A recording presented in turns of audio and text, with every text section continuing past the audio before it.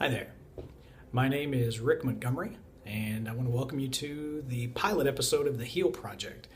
Now, whether someone sent you a link to this video or you stumbled upon it on YouTube, the purpose of the Heal Project is just to try and give people some hope and encouragement and things, because life can be tough.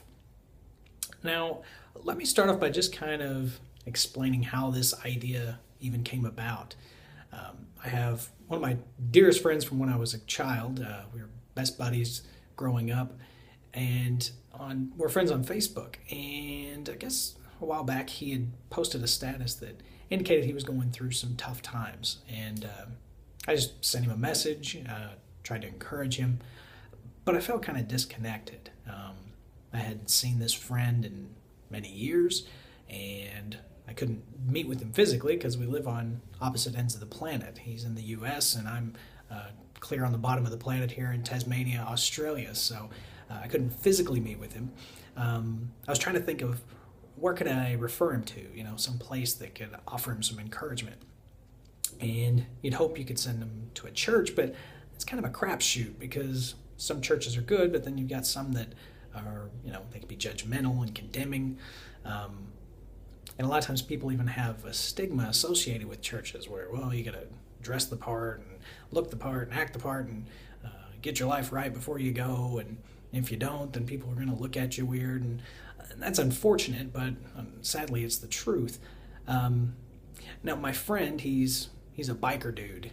He got the long hair and the tattoos.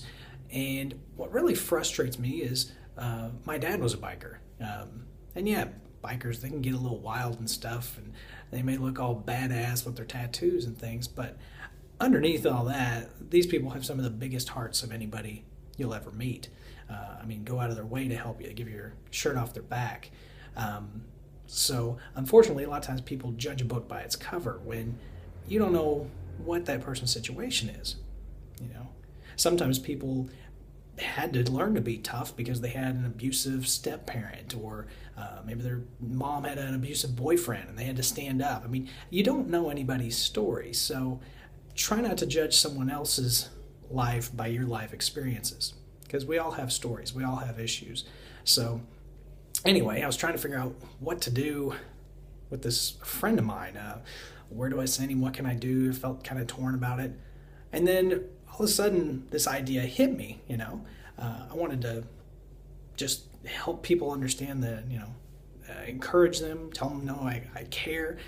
And it hit me. I've got access to a video camera, and YouTube is global on the internet, so I could be that guy.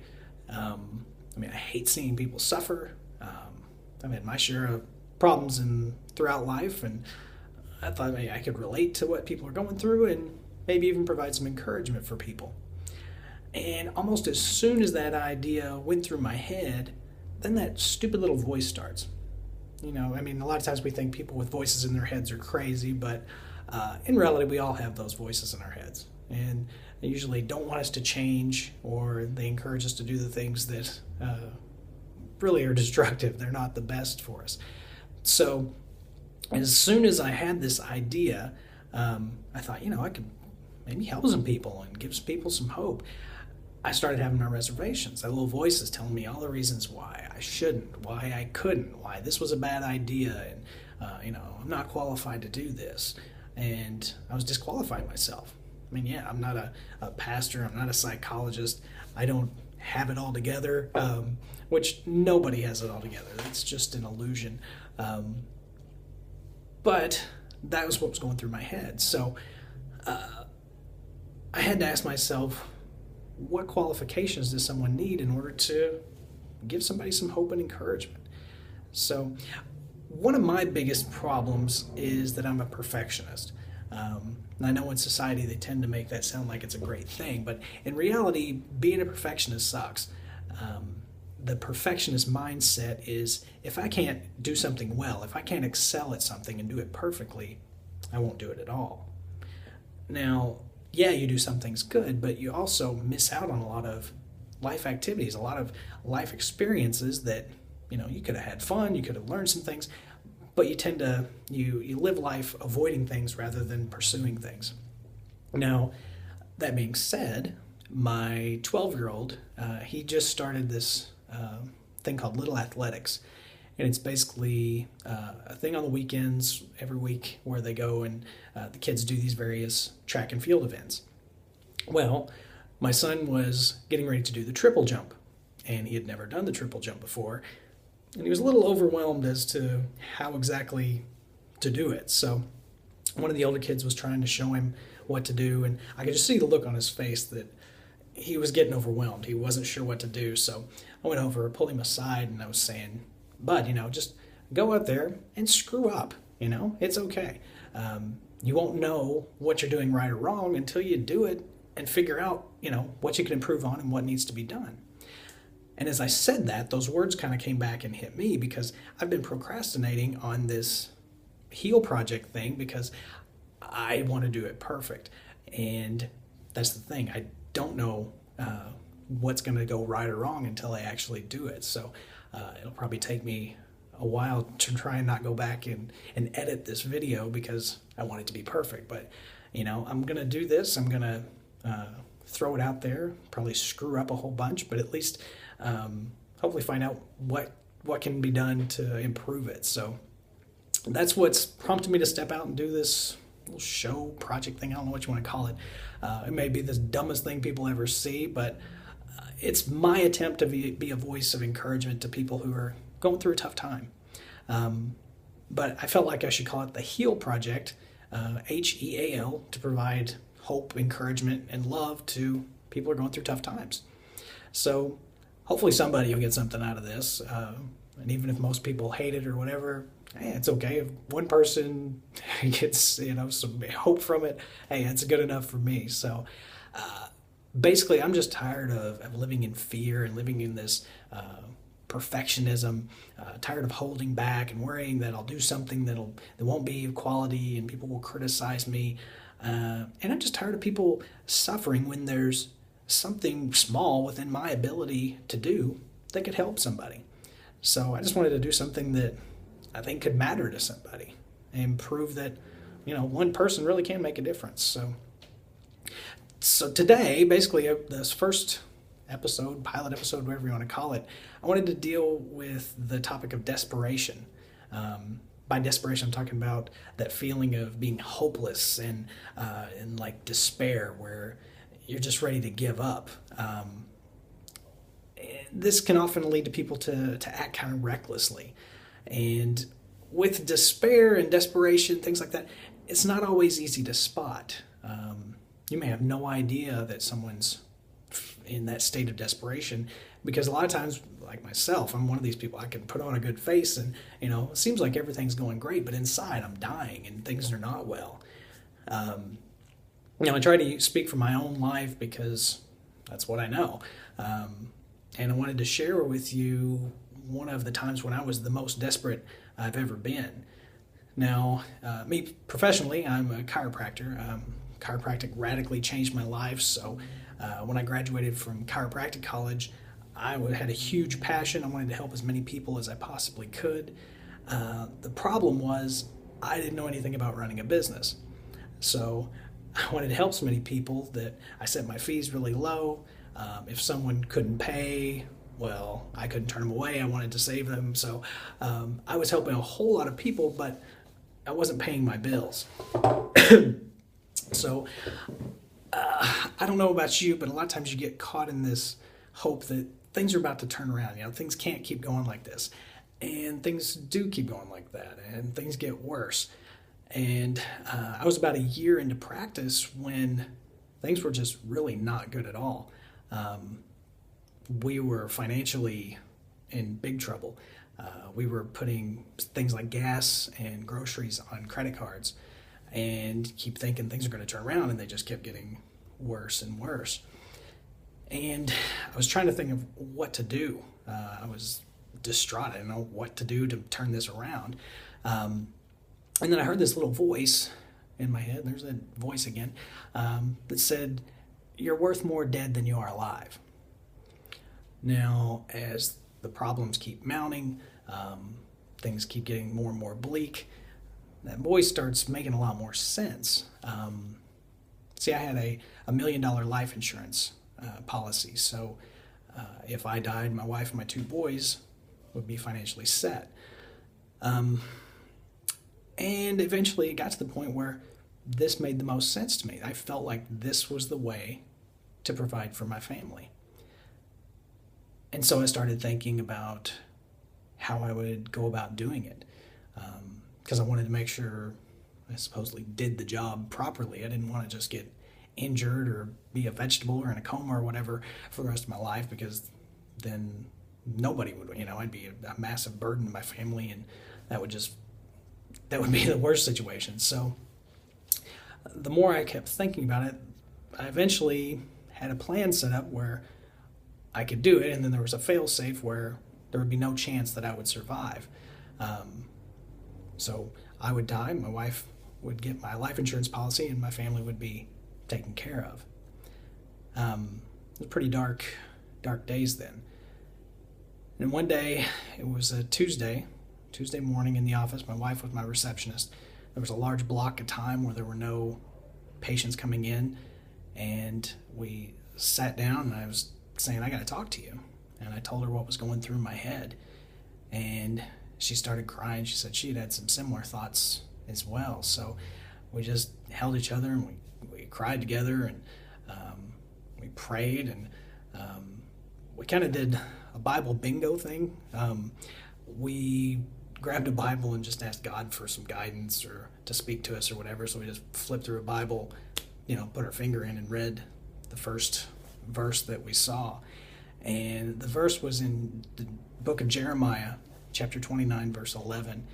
And it says, I know the plans I have for you, says the Lord, plans for good and not for evil, to give you a future and a hope. Now, that was a powerful moment. We didn't know what to say to that. I mean, that was just like a massive answer to prayer. Well, then, so it was about 30 minutes later, this guy we went to church with comes in the door, and he says, here, and he hands us a piece of paper. He says, God told me to give you this. I'm like, what is this? He goes, it's what God told me to do. And my wife was like, no, we can't take it. And he was like, no, you're taking this, and see you. And he left. So he leaves, we open this up, and there's a check for $1,000. Now, at first, we're just overwhelmed. We're like, wow, this is amazing. No, nobody knows about it. Heck, we hadn't even told each other what we were thinking until 30 minutes before that. And this guy drops $1,000 in our pockets. Now, at first we thought, hey, we're going to be able to get a breath financially. This will help us pay some bills, or we'll get caught up. But in reality, my wife had inserted a deposit for $1,000 twice into our books. So basically, we had put $1,000 in the bank, and my wife had entered that twice, so it looked like we thought we had $2,000, when in reality we only had $1,000. So we had $1,000 less, and we would have bounced who knows how many checks and late fees and things like that if we didn't get that $1,000 from this gentleman. So that was a miracle.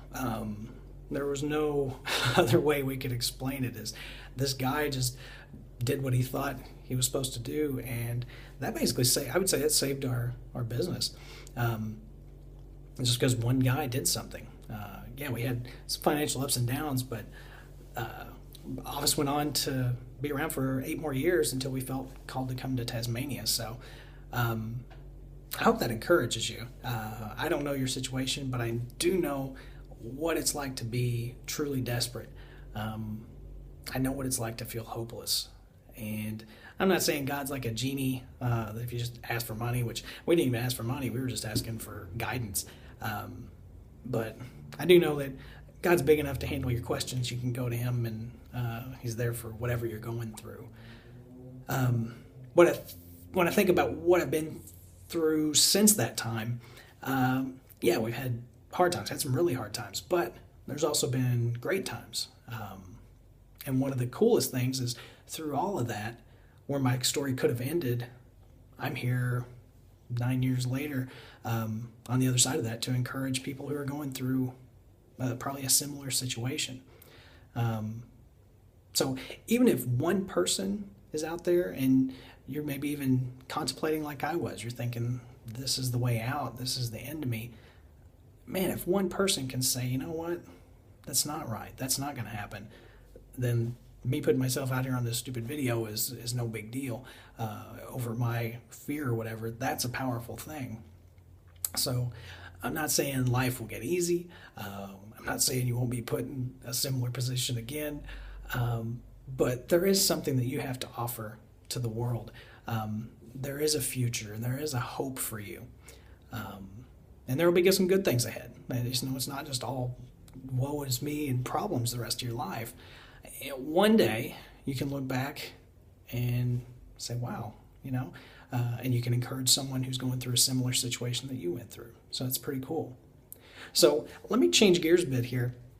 Let me ask you a question. What are you worth? Is there a point where you're worth more or you're worth less? You may even think about it in terms of like when you're loved, like your mother or someone that you truly love. Is there a point where you would love them less? Like, say, one of your parents starts putting on some extra weight. How much weight would it take for you to love them less? When they put on 10 pounds, 20 pounds? Or if you have a child who's not doing well in school, would you love them less if they were a C student? Or would you love them more if they were an A student? No. And you see, some people talk about this like unconditional love, like it's one of the types of love. But in reality, unconditional love is the only kind of love.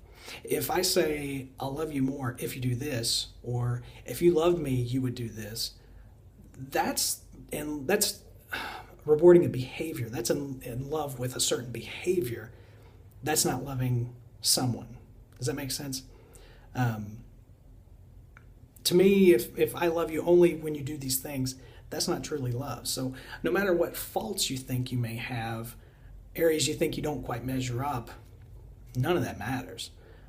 It doesn't matter if you're black, white, Asian, Hispanic, Indian, gay, straight, bisexual, transgender, Christian, Jew, Muslim, Hindu, too tall, too short, too fat, too skinny, rich, poor, Republican, Democrat, whatever criteria you use to classify yourself, it's all irrelevant. You are valuable. You matter. You, just the way you are. If nothing else changes, you're still valuable. If something does change, you're still valuable. You're still as valuable just the way you are. So don't measure yourself by someone else. Because like I said, everybody has issues. You can't base your self-worth on what you think is the quote-unquote normal. You don't want to be like everybody else. If everybody were exactly the same, the world would be friggin' boring as hell, If everyone were exactly the same height, same weight, same eye color, hair color, skin color, wore the same clothes, that would suck. But luckily, we're not all the same. We're all different. We all bring something fresh to the table, a different perspective, a different approach, a different passion.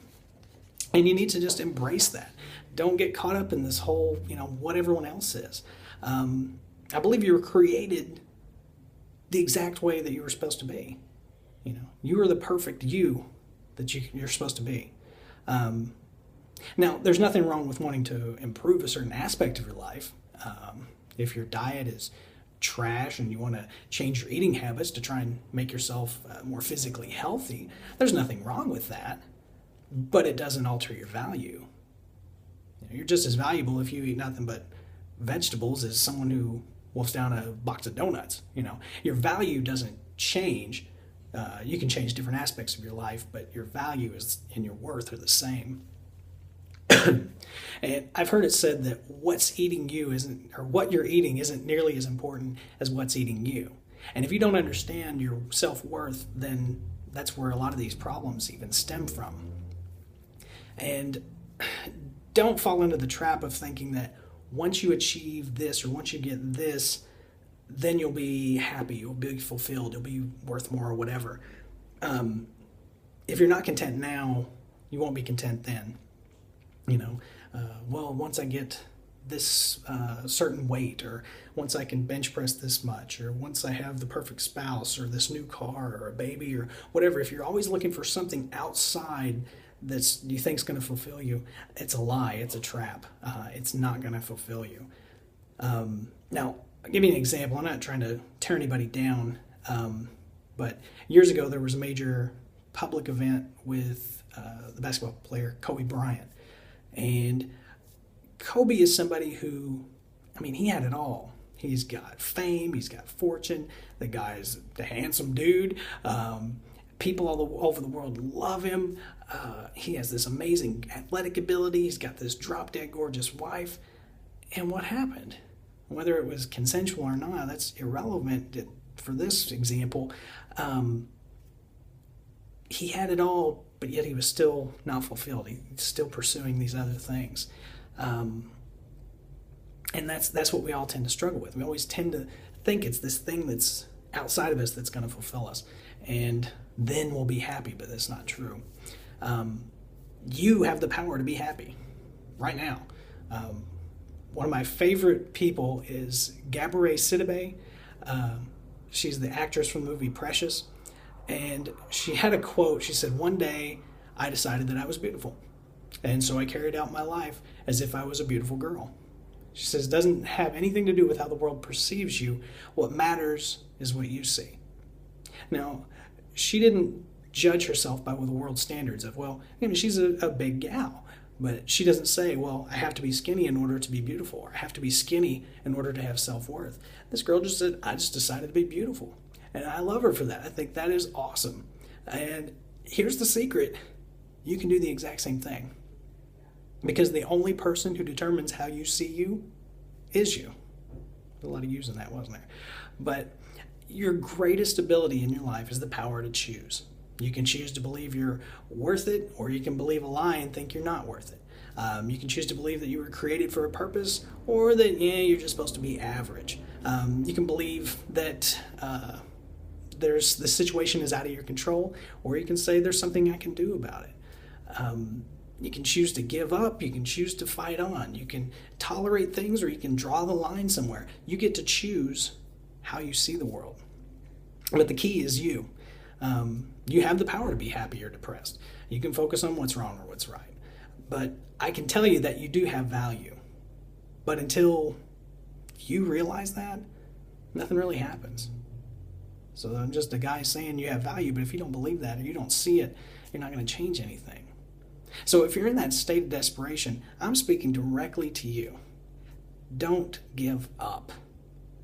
Even if it's looking bleak, even if you think you're going under, don't give up. Hang in there.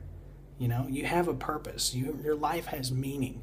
If you're feeling depressed, do this real quick. Just if you're sitting there, and I'm assuming you're at a computer or whatever, take a quick look at your posture.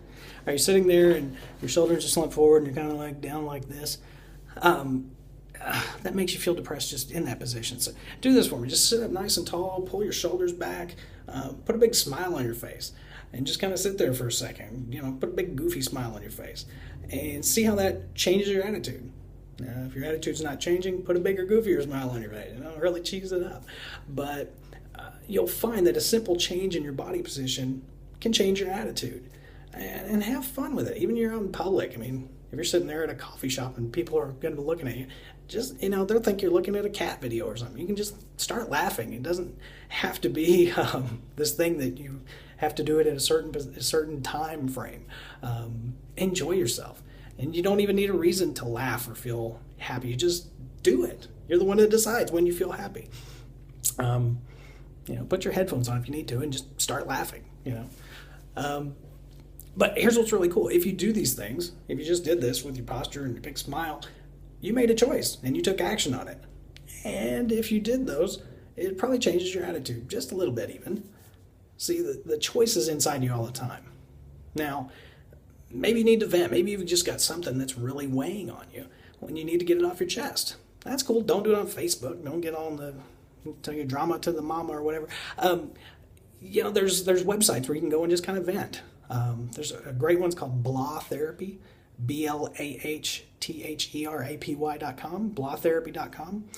Just allows you to share your problems. They actually have therapists. I think it's like $25. You can talk to a therapist, or there's people on there. You can talk with them, or you can be somebody who listens to some people's problems. But whatever it is, if you got something to get off your chest, you can do that. You can go to 6billionsecrets.com. Just go somewhere that you can vent. And just vent, set it down, and leave it. Don't just continue to spew forth all this stuff. And like I said, don't get on Facebook and do this. But one last thing. What you get out of life is what you put into life. And an awesome example of this was shared to me by a friend of mine, Tom Cassidy. And he said, your life is kind of like a sausage machine. If you wanted to get pork sausages, you put pork in the machine to get pork sausages. If you put beef in the machine, you're going to get beef sausages. If you're a vegetarian, maybe you put tofu in the machine, you get a tofu sausage. I don't even know if they have tofu sausages. But the thing is, it's what you put in is what you're going to get out. Now, if I'm wanting hope and love and fulfillment, and I'm putting in hate and anger and frustration, there's no way I'm going to get hope, love, and fulfillment out of my sausage machine, out of my mind or whatever. So if I'm feeling depressed, I need to take a look back at what am I putting inside my head? What am I putting inside of my life to get this result? It's really wild. The life is kind of like a boomerang. Whatever you throw out is what comes back to you. So if I'm wanting hope and love and I'm ticked off and shoving frustration and anger and wondering why I'm not getting love, but it's giving that love is when it'll come back to you. And sincerely, you can do this, just compliment people. Do something, a compliment can just make someone's day. Like a genuine compliment. Oh, your smile is awesome. I love your laugh. That blue looks so good on you. Just go out and try and compliment people. It will change their perspective. It will change their demeanor. And what happens is when you do that, that comes back to you. Maybe they compliment you, maybe they don't. But knowing the fact that you made someone's day, that'll improve your day. So start doing that. Just a simple compliment. And just do something that you're passionate about. Perhaps it even scares you a little bit. Or scares the living poo out of you. I'm doing this as well. This HEAL project is something that I've been kind of fearful about even doing because, you're putting yourself out there for criticism. But I'm also looking at doing what I'm calling Singing Past Fear. It's another YouTube because I've always loved to sing.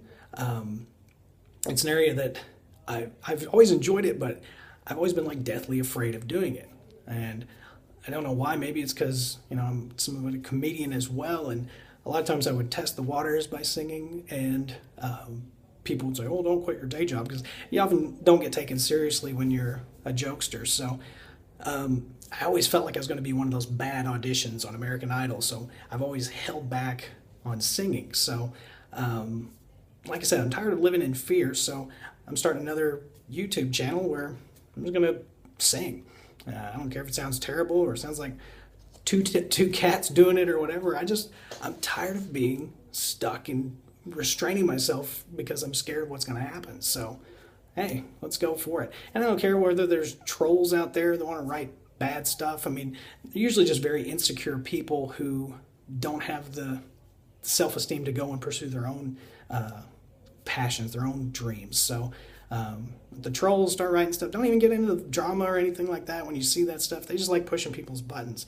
Anywho, I think that's about all I've got to say. So, if you found this helpful, do me a favor, pass this on to someone else that you think needs some encouragement. Or if it's helped you, I'd love to hear that it meant something to you, or if it touched you. You can shoot me an email at Rick, R-I-C-K, at myhealproject.com, myhealproject.com. So you can send questions or any of that stuff.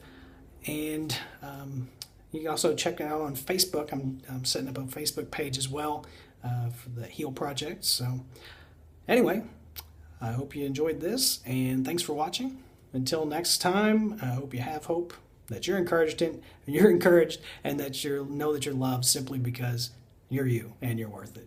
God bless.